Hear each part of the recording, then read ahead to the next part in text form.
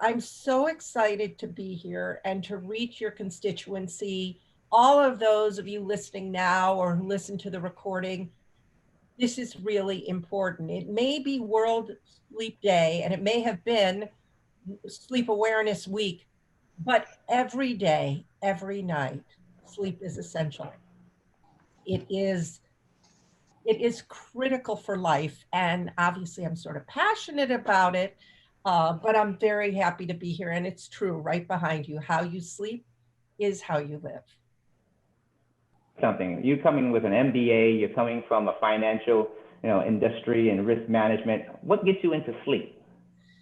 Well, it all began with a snoring spouse.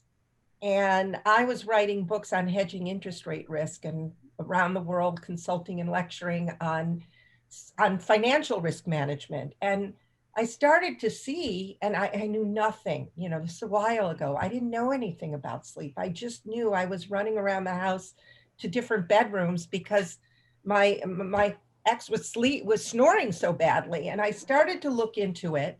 And I started to recognize with remember, I get called doctor a lot. I have an MBA, not an MD. I started to look at the business side of sleep. And I said, wait a minute, sleep or the lack thereof is a risk management issue. And corporations need to understand that every employee from the CEO down all the way through the corporation or organization, everyone needs a good night's sleep and it's impacting the bottom line.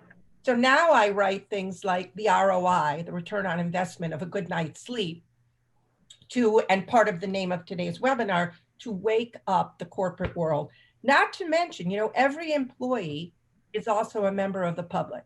So I am on a mission to wake people up to the importance of sleep, but I have to just throw this in. It all started with a snoring spouse, which led to this book, My Daddy Snores. And I could cross out my wife, my mom, my grandma, my son, and anybody who snores. It isn't something to laugh about. It's something to deal with because snoring can be a sign of obstructive sleep apnea. And by the way, I have mild obstructive sleep apnea. I'm probably the only person who was ever happy to have it because it led me on a journey to try everything possible to treat it. But anyway, that's how it happened. I just went from financial risk management to sleep as a risk management issue. And I just love helping people sleep. It's an honor, it's a responsibility, and we all need to sleep, and most of the world isn't. At least Fine position. As you know, when you can give someone the gift of sleep, so to say, it could change their life. If you were a healthcare organization, an HR director, or health and safety manager, someone that's in the business of taking care of the health and wellness of their employees, what would you give them as advice? Well, I want to start back. I remember a senior executive saying to me a number of years ago, "Oh, I probably have that sleep apnea, but I'll just power through it." And no, you probably, or I'll sleep when I'm dead. Or I used to hear all the time, why would we care about how our employees sleep at home? Why would our clients are paying their premiums for the insurance. Why do we care about how they sleep? Bottom line, bottom line, bottom line. How somebody sleeps, and it's research-based. That's why I took the seminal research and wrote the ROI of a good night's sleep. How your employees sleep, how your clients sleep, how your policyholders sleep is going to ripple effect performance, productivity, their health, their healthcare costs impacting you, not to mention their relationships, their mental health, their physical health. And even I gave a presentation to a municipality yesterday, and in their slides for how they look at the whole employee, it was included their heart and their spirit. Now that's right up my alley. I mean, that was really compelling to me. And so recognizing that sleep is a part of the whole individual. Sleep is a part of how people are going to function for their mental health and their physical health, and even call it their spiritual health. So I could go on. Nancy, you got the bug just like I did. You found out something about sleep from somebody else. Like snoring is what led me to the understanding of it. My grandmother and my family being from Trinidad and Tobago. So I would think that everybody that's on our attendee list today are all dealing with somebody that snores. Is why they're looking for answers for their bedside partner. But just all in all, Nancy, I just want to thank you just for the opportunity for you to be here with us today, sharing some information and knowledge. And I'd like for you just to kind of leave us with just a few short notes and tips on how we can improve our life by improving our sleep.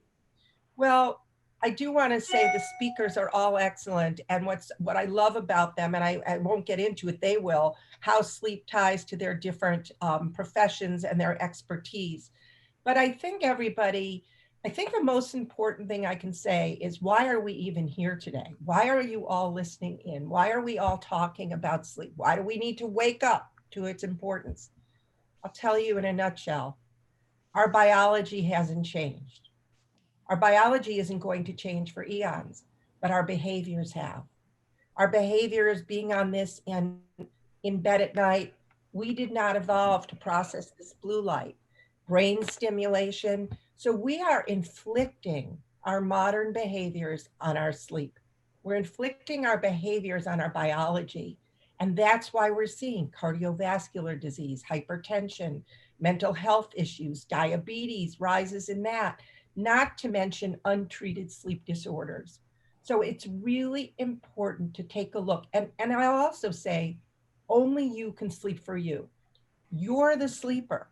And so even though your doctor says this or not, or you read this, you have to empower yourself or your employees, give them the tools, give yourself the tools to get the best sleep you can, because again, right over your head and through it, how you sleep is how you live. Nancy, we really appreciate you today. And we do wish you a wonderful weekend as we've all celebrated and commencing on this wonderful World Sleep Day 2021. Nicole, kindly take us from here on to our next panelist. Thank you once again, Nancy, and be blessed. Have a wonderful day. Congratulations. Thank you.